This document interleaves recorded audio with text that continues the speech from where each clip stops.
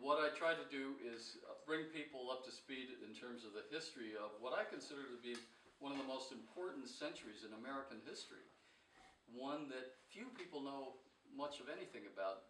If they know anything, oh, the Pilgrims arrived and they had Thanksgiving. Next chapter, I mean, there's so much missing in that story that needs to be told. I'm going to talk about some of the differences between the two populations, if you will, the native population, the people who had lived here for 10,000 years, and the colonists who were coming over at first in a trickle and then in droves. I got interested in this because I live in Warren next to Burrs Hill Park. Anybody ever been there? Oh yes. Good. Favorite place. That's the place where the Massasoit was reburied, and I won't go into that whole story, but he's back there now after a 110-year absence. But when they did that 2 years ago, when it was the Mashpee tribe who came and reburied the items from 42 graves that had been dug up by Charles Carr, the town librarian, in 1913. And there will soon be a marker explaining all that as soon as I get the design done and we get it in the ground. Oops, wrong way. So this is all about what I was saying earlier about I call him the Massasoit because that's a title, like the president. Okay, his name was Osamequin, which means yellow feather. Okay, so we refer to the Massasoit throughout our presentations here. And it's his willingness to enter into a peace treaty with the English that guaranteed the survival of the colonies. So even though we talk a lot about the first Thanksgiving, there's a lot more to the story. As I just mentioned, these are people who've been living here for 10,000 years, ever since the glaciers retreated. Okay, and they lived successfully. Okay, they could have died out because of lack of nutrition or injury or disease or warfare or one thing or another. They did not. There were about roughly 100,000 living throughout New England when the colonists arrived.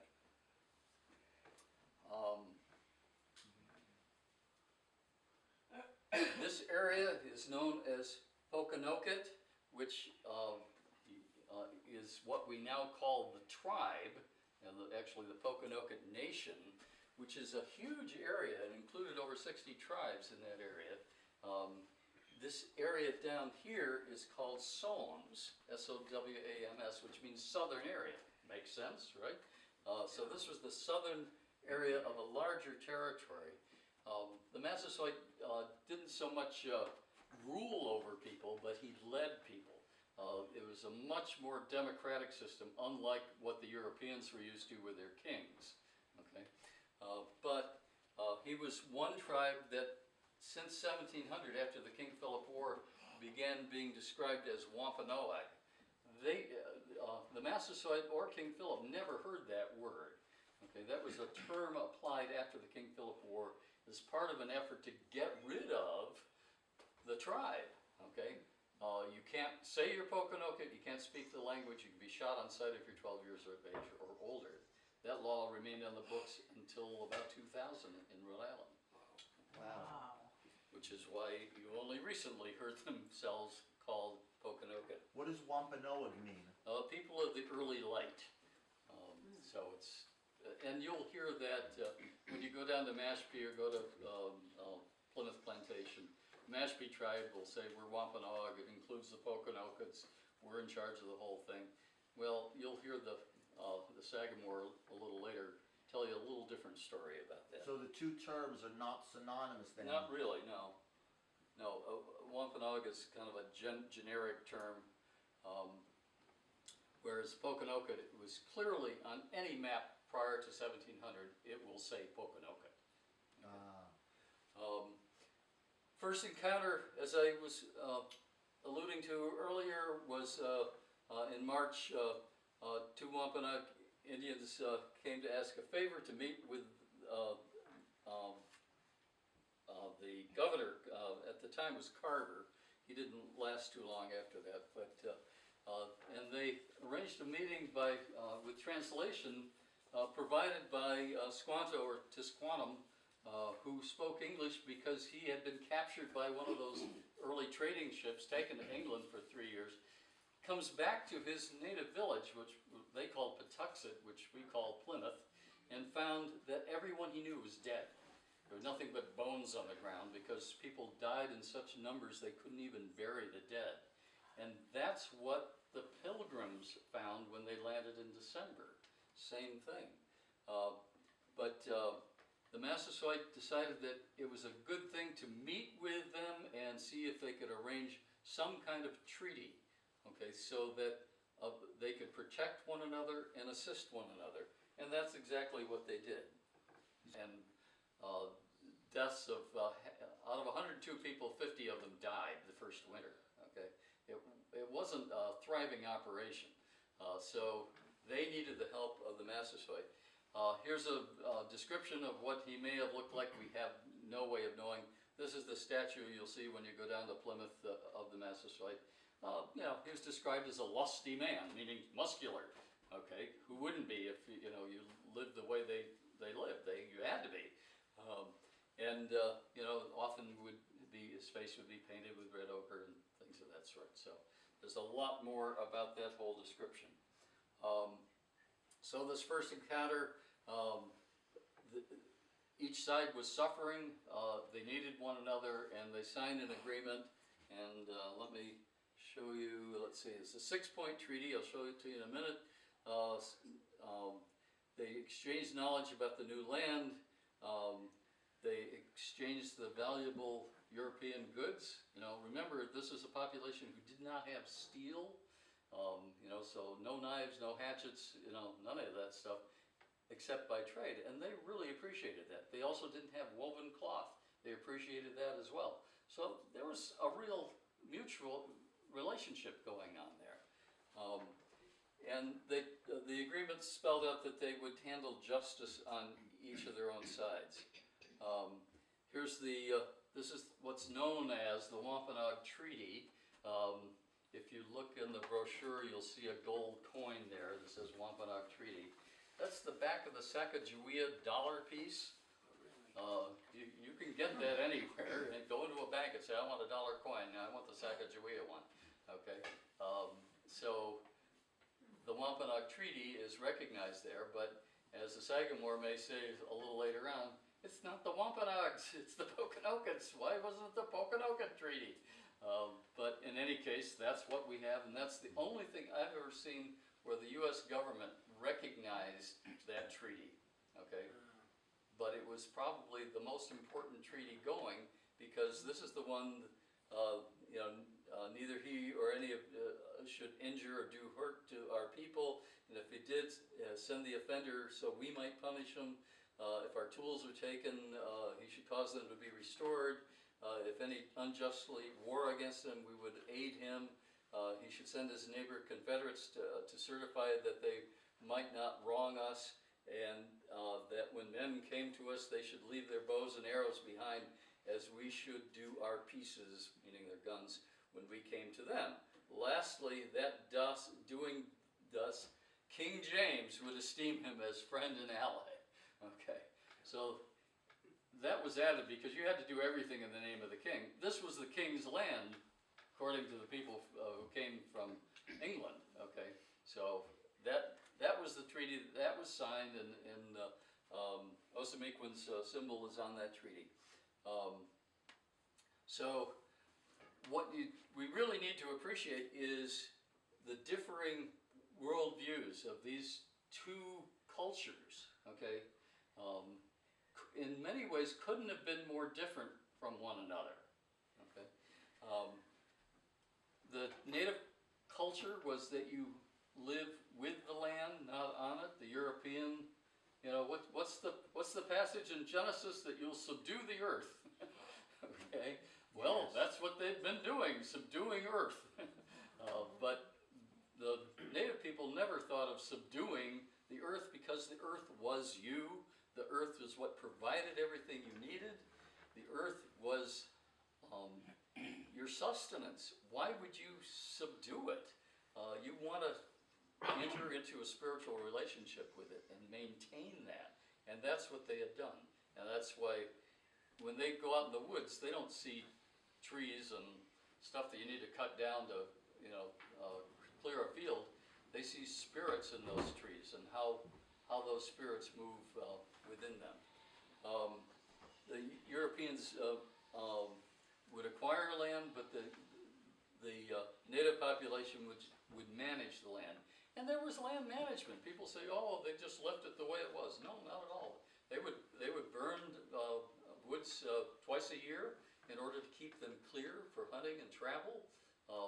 They had open, cleared areas. In fact, this whole Somes area was seen as a prized location by the Europeans. Miles Standish called it the flower of the garden.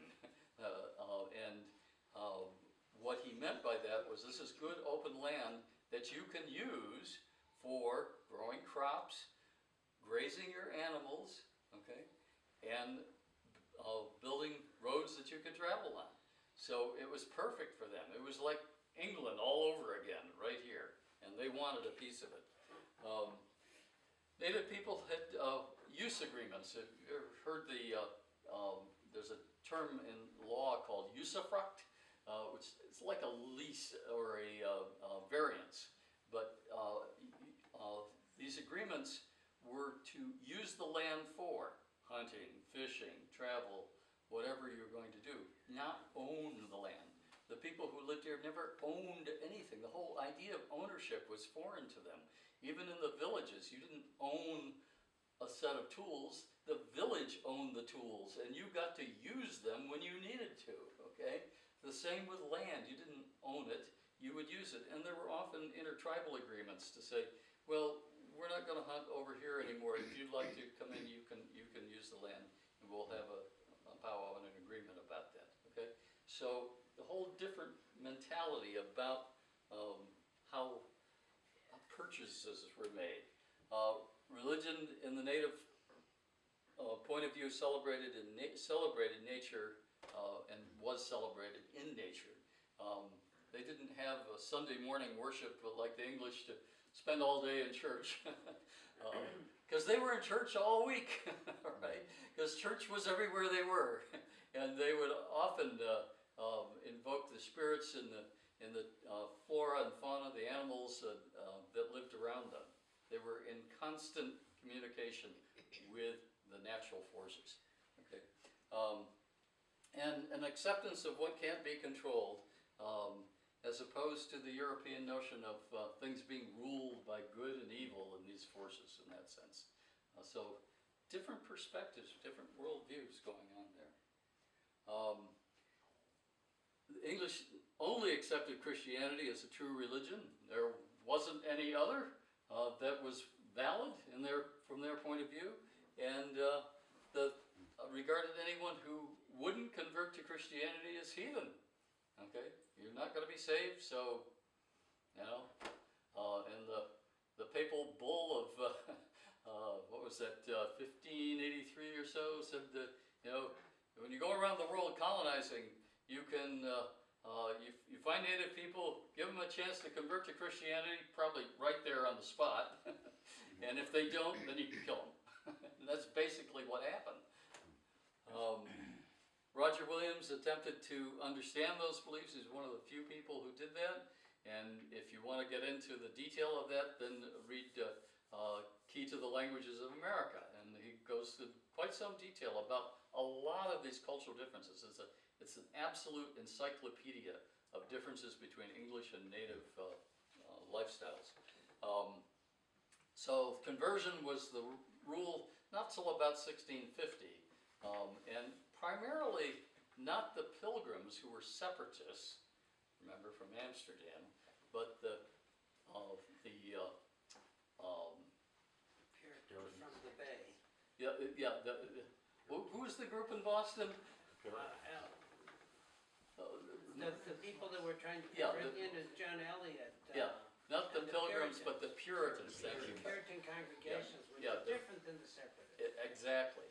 But it's the Puritans who were really into how do we convert these people, and started a series of praying towns where, in order to be accepted as Christian, it wasn't just a matter of keeping all your native ways and then accepting Christianity. It was about cutting your hair, dressing in English clothes, living in English houses, total conversion, cultural annihilation. Okay, and we talk about the people who are genocided around the world. Well, this is genocide. Okay, which is really getting rid of a culture, not so much about killing people. It's about killing their culture, and that was what the attempt was. So these praying towns were established. There were about 14, I believe, altogether. Natick is probably one of the best known, and those survived until the King Philip War, after which everything went south. There was a continued attitude toward Native people that if you were converted to Christianity, you were in. If you did not, we didn't want to see you. Okay? Different points of view about labor. The Native population saw labor as something you do, but it didn't have religious implications, if you were. You labored when you needed to, and you rested when you didn't. There were no Sundays, and there was no admonition that you just work every day, 6 days a week, all day long. You could rest. Yeah, what a concept, huh? Which point of view do we have today? Whereas, and the Indian women were often seen as cultivating the fields, but the men would be off on hunting parties and then come back and rest, and they wouldn't work in the fields, so the colonists immediately thought, well, they're just lazy. Okay, they're not working hard like we are with raising our animals.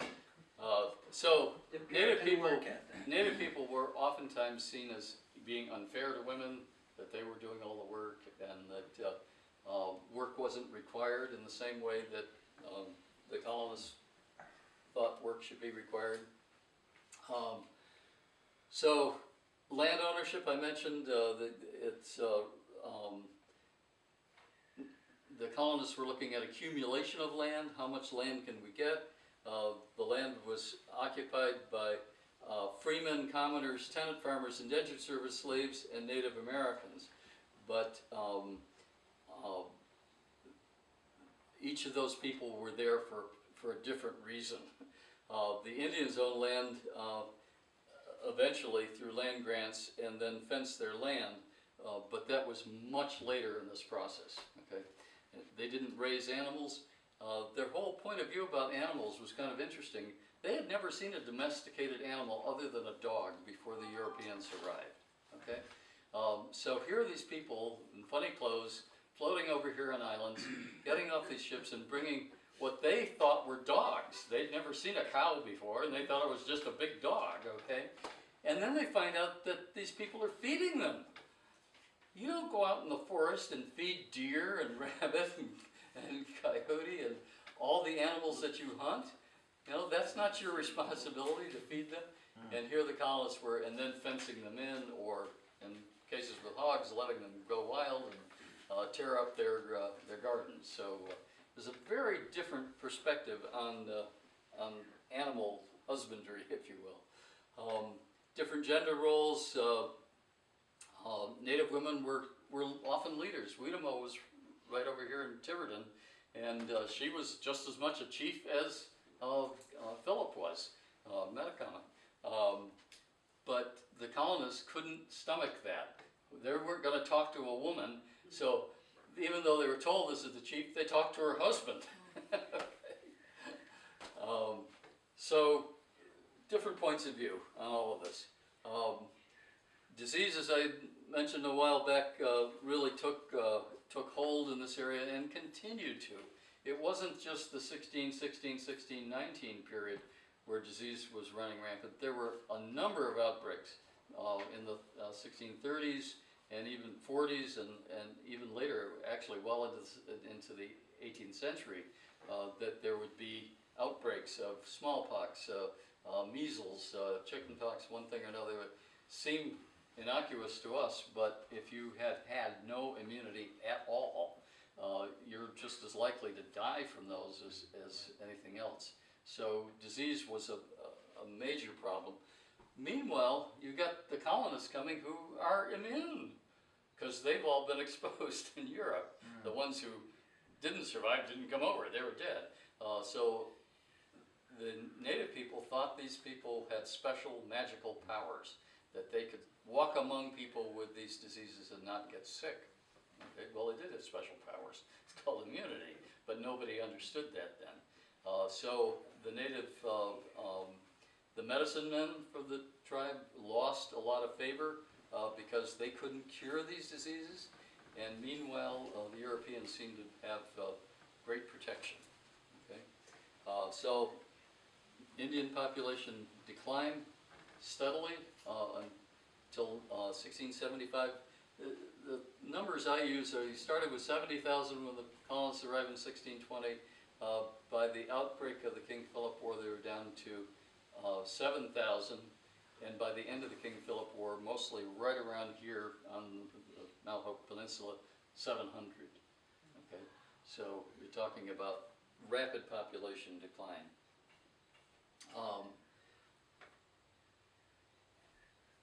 The whole system of justice changed.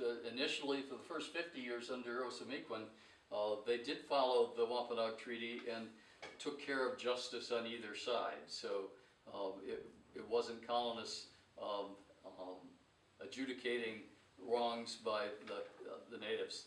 The native way is that if somebody, stabs your brother, and then the family is responsible for dealing with that. And whereas the English system, the courts are responsible. Two different ways of handling things. By 1675, the native population right around here, Philip was over here at Mount Hope. He had been losing population. Land was lost. Europeans were surrounding him. Their population was growing. And he was really afraid that they were going to literally lose their whole culture. And they could have. Another 25 years, and there might not have been any Pokanokets left, period. Okay? So, when people are threatened with their lives, what do? You go to war. And that's what he did. Now, you look at the King Philip War, we're not going to spend a lot of time on it. There's a lot you can read about. I would suggest reading Igniting King Philip's War. It goes into all the things that occurred just in the lead up to the war. Between 1670 and 1675, a lot changed. And what I didn't realize is the Pilgrims were no longer leading the charge. It was our good friends in the Mass Bay colony who were doing that, and they were doing things that the Pilgrims never agreed to. Remember, it was the Pilgrims who had the Whomping Out Treaty agreement, and now you've got the Puritans coming down from Massachusetts imposing all these laws and changing the way justice was meted out. You want to say something? Well, yeah, part of the changes happened because of the English Civil War and the change in it went from king to king without his head to Cromwell, and then all of the political shenanigans between the colonies began to allow such things to happen. So, right. Fascinating period, fascinating. Yeah, it is. It was very complex then, and I'm just glossing over a lot of those kinds of things, okay? But if you want to get into this at some point, you will learn a great deal more. Give you a bibliography. Right, yes. Okay, so the war crippled both sides. You had 2,500 colonists who died in the war, about 30% of the English population, but about 5,500 Native Americans, okay? So they really took the hit very hard. Their effort, if you look at the pattern of the war, it looked very much, because Philip went right up toward Deerfield in western Massachusetts and was starting to move east to get the colonists to go home, burn a few villages, get out of here, And some of them did. Some of them went back to England. A lot of them went down to Newport because it was Narragansett territory at the time. but Benjamin Church finally caught up with him, and you get the whole story, and caught up with Philip right over here in the Miry Swamp, a mile away from here, and a native person named Alderman, John Alderman, who I found out he was out to get Philip because Philip had killed his brother. So there was a little enmity going on there. But Church's gun misfired, Alderman shot him and killed him, and then the rest from there is history. That pretty much ended the war, though. It continued actually for a number of years up into Maine. So the Indians experienced a catastrophic loss of their culture. The colonists purchased more and more land, and then by the time the Indians woke up to the threat posed by the waves of land-hungry settlers, they were often politically and militarily too weak to react decisively. And that's Weidensaul's assessment of that. And the question can be raised, was the Massasoit wrong to have allied with the colonists? We'll never know. He had one vision. Things didn't, after he died, things did not continue the way he wanted it to. You will meet Winds of Thunder, the Sagamore. This is from one of his statements. It was the Massasoit Metacomet. See how Massasoit is a title? So Metacomet, just very quickly, you have the Massasoit Osamequin, who struck the agreement, lived for 50 years, died. Then his son Alexander took over for less than a year, went to Plymouth, and then on his way back died of what the native people think was poisoning. So they were not happy with what happened there. And there may very well have been an attempt to get rid of him and thereby nullify all the agreements. But Philip, who took the name Philip, by the way, because if you're a king, you know, you get an English name. And he was king of his people, so why not call him king? And he took the name Philip. I just heard a couple days ago that because it wasn't a biblical Christian name, well, there's a whole thing about how the names were chosen. But I don't know, Philip was from Philippi or Philip and Greek. Alexander were Alexander, thank Greek you. names that they gave. Greek names, thank you very The much. Philippians is a book in the Bible. Yep. Well, the point was that he wasn't given a Christian name. He took an English name, but he never converted to Christianity. He never wanted to. And that didn't set well with the English either. So after the war, anyone remaining who hadn't been killed was either driven off the land. Many left and went to other tribes in New York and Maine, but a number of them were enslaved and taken down to Barbados. Why wouldn't you want to keep a Native American slave? An enslaved person. If it's 3 in the morning and you don't like being enslaved, what can you do? Book. Okay. And no problem. You know the language, you know how to survive, you got people you can go with. So you go down to Barbados and say, hey, we'll give you some nice Native American slaves, and we'll take some African slaves and bring them back here. What are the Africans going to do at 3 in the morning? They got no choices. They're not going to be able to go anywhere. Okay, so that's how it worked. And you know at 3 o'clock, coming up shortly, there's going to be a bell ringing across the country for 4 minutes. You know what that's for? 400 years. 400 years of enslavement, okay, starting in Virginia in 1619, late August of 1619. And if you haven't read something about that, when you get home, do, yep. Yeah, just a footnote, Roger Williams signed off on sending native people to the Caribbean as slaves, so Yep. That's always, you know, when we think of Roger Williams, we think Always think he's a constant friend of the natives, but you have to understand that after a very terrible war, they burned all of Providence to the ground. You know, he had a moral sense. there was, you know, he joined the sense of outrage that people had against the native population. So, I mean, this happens in wars around the world. This is nothing new. But but Roger wasn't a saint at that point in time. He Okay? wasn't even, never mind. You mean he became more friendly to the natives later, or was friendlier earlier and stopped being friendly? He was very friendly at the beginning. And he was more effective earlier. He was less effective by the time of the King Philip War. Right. Because he and James Brown went to, and one guy from Mass went to negotiate with Metacomet and was not able to, as he had previously done, prevent the war from happening. Right.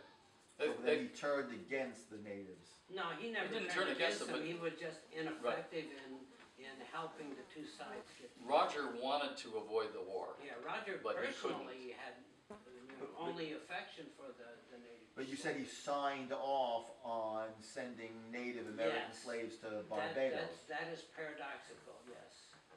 It seems out of character, but I think if you look at Roger, he would have said that these people broke a civil law, they rebelled against the government, therefore they would receive a civil punishment, which in those days was being sold into slavery. So you know, it's, the moral stuff that we Right. struggle with now is baked into our system from the very beginning. Yeah, absolutely. And throughout history, this is not black and white. It's shades of gray. Yes. Since that time of the King Philip War, we have engaged in a process called firstings and lastings. This was the first house in Plymouth. Well, was it the first house in Plymouth? No, there have been houses there for 10,000 years. It was the first English house. That was firstings, okay? All the first this and first that and first that and that, okay? Had nothing, just totally ignored the people who had been there before, okay? And then lastings. Oh, that's the last Native American on the vineyard. Oh, that's the last Native chief. Oh, did you know that Rhode Island tried to get rid of all Native people in 1880 by ruling them in the census as you couldn't put yourself down as Native American, okay? You had to be some version of white at that point. We tried to get rid of everybody, okay? That was what was going on for 200 years after the war. Just make them disappear, you know? And not just here, but, you know, the whole Manifest Destiny marching across to the West Coast, the same process, okay? So if you think we never engaged in genocide, no, we invented it. Yeah. Okay. Do we know who those pictures are? I could look it up. I think that may be Princess Redwing there. I'm not sure about the other woman there.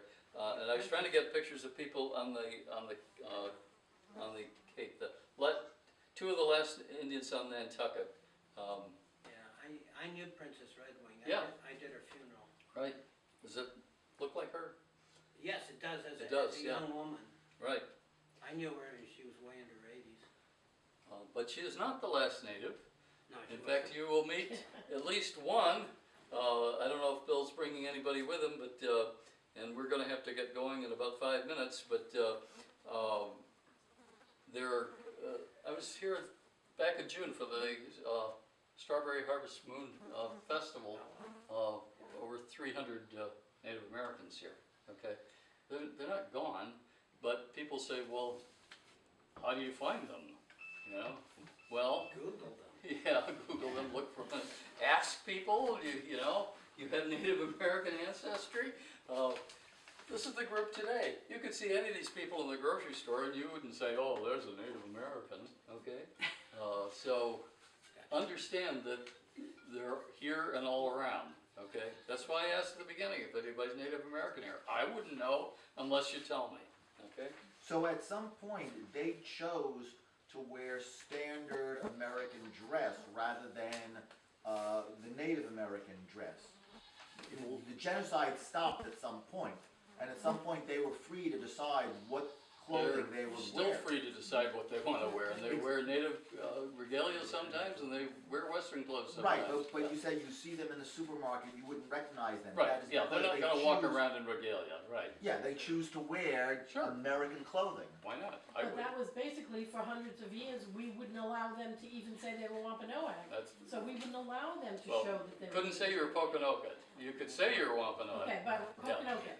But what I'm saying is, so Yeah. most of them had to pretty much hide it. It was not really an acceptable thing to say you were Native American until probably the last 25 or 30 years. And Unless you were out on a reservation somewhere, then it was you know, acceptable. It really wasn't acceptable. the people today, you know, who are in their 70s and 80s, grew up through that period. It's not that long ago that you would not want to tell people you were Native American. Now it's somewhat fashionable or okay, and, Yeah. you know, though they still, you know, unless you've been part of an oppressed minority, you really can't get it in terms of what goes on when other people identify you or misidentify you. It's difficult, and you know, the people in the tribe who I talk to all the time, you know, will say they have to live in two worlds. They live in the Western world, and just like the rest of us, I assume here, and they live in the native world. I'd like to end with the prayer of the Sagamore today. He wrote just this past year that we cannot go back and relive the past. So our prayer today is that all the descendants of the Pokanoket Nation will find forgiveness and understanding for what transpired in the past. We pray for a better understanding between the Pokanoket people and the inhabitants of Bristol County, Rhode Island, Bristol County, Massachusetts, and the inhabitants of the ancestral realm of the Pokanoket Nation Confederacy, so that we can truly believe and be one nation under God, with liberty and justice for all. He ends with the statement Ayuta, which means stand firm.